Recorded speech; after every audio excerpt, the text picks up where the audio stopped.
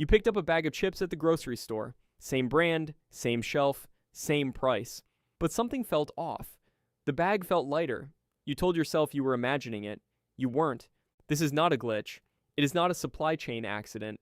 It is a calculated decision made in a boardroom, approved by executives, tested by marketing teams, and rolled out quietly so you would never notice. And the strangest part, it is completely legal.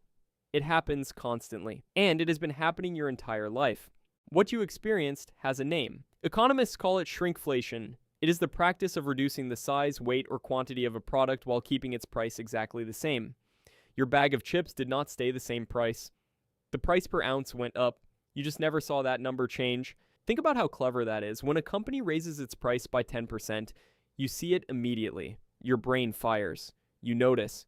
You might switch brands, write a complaint, put the item back on the shelf. But when a company reduces the bag by 10% and keeps the sticker price identical, your brain does not fire at all.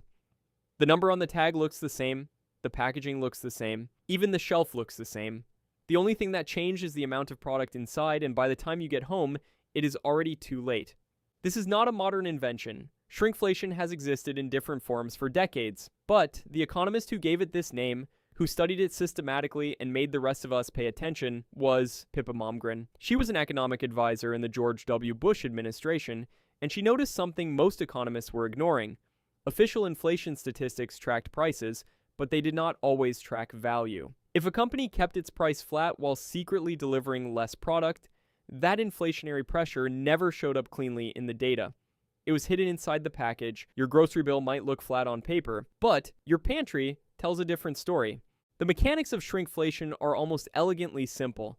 A company faces rising costs, raw materials cost more, labor costs more, energy costs more, shipping costs more. Now it has a choice. It can raise prices openly, which risks customer backlash, competitor advantage, and lost market share. Or it can quietly reduce the product and keep the tag the same, betting that you will not notice, and that even if you do notice eventually, you will not care enough to change your habits. Most of the time, that bet pays off.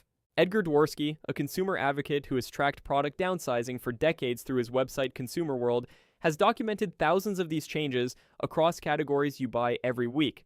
Toilet paper rolls with fewer sheets, cans of coffee with fewer grams, ice cream containers shrunk from half gallon to 1.5 quarts, orange juice cartons quietly shrunk from 64 ounces to 52.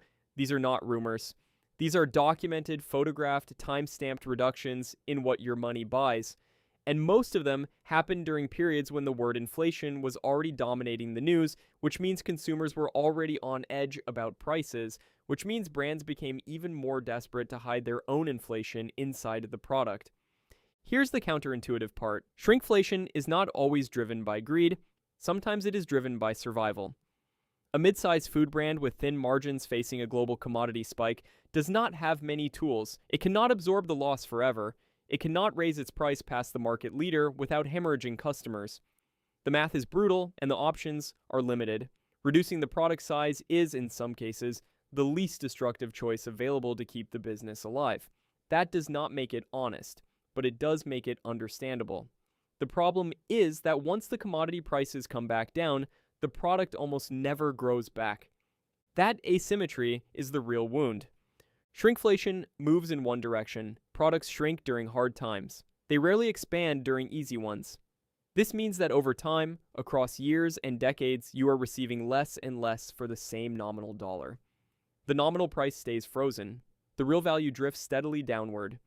Economists at the Bureau of Labor Statistics have wrestled with how to account for this in inflation calculations.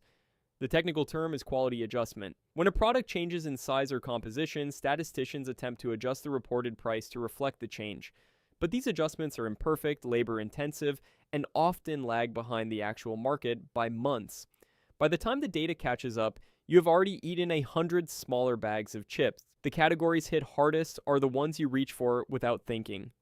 Snacks, cereal, coffee, toilet paper, laundry detergent. These are habitual purchases, what behavioral economists call low-involvement decisions. You do not comparison shop on autopilot. You grab the brand you always grab, toss it in your cart, and move on. Companies know this. They have studied it. They have spent decades understanding exactly which categories of your life you are operating on habit rather than attention. Those are the categories where shrinkflation hits deepest because those are the categories where you are least likely to notice and most likely to keep buying. There's a parallel phenomenon called skimflation, a term that has gained traction among economists and journalists covering consumer behavior. Skimflation does not shrink the package, it degrades what is inside the package. Cheaper ingredients, thinner materials, lower quality components, your paper towels absorb less, your laundry detergent works less effectively. Your fast food burger contains a slightly different ratio of ingredients. The package is the same size, the price is the same, but the product that reaches your hands is measurably worse. Together, shrinkflation and skimflation represent a two-front war on your purchasing power that never shows up cleanly on a price tag. The research on consumer detection of these changes is sobering. A study published in the Journal of Marketing Research found that consumers detect unit price changes far more readily than product size changes, even when the economic impact is identical. Your brain is wired to read price as the signal and to treat packaging as background noise. Companies did not create this cognitive bias. They inherited it from millions of years of human psychology, but they have absolutely learned to exploit it. So what can you do? The honest answer is more than you think, but less than you wish. Checking unit prices, and not sticker prices, is the single most powerful defense. Every supermarket in countries with strong consumer protection laws is required to display a price per ounce, per gram, or per unit.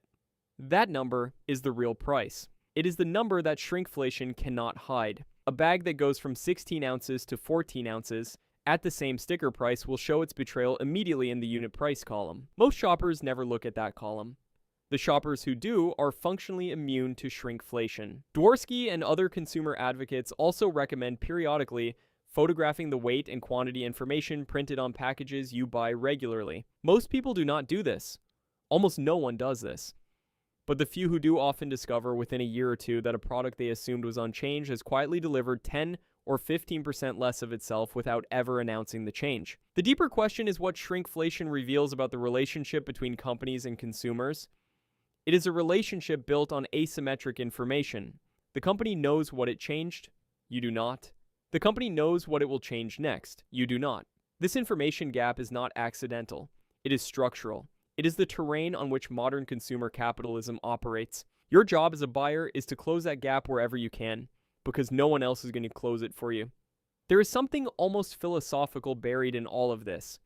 You stood in that grocery store aisle, holding a bag that felt lighter than you remembered, and your instinct told you something was wrong.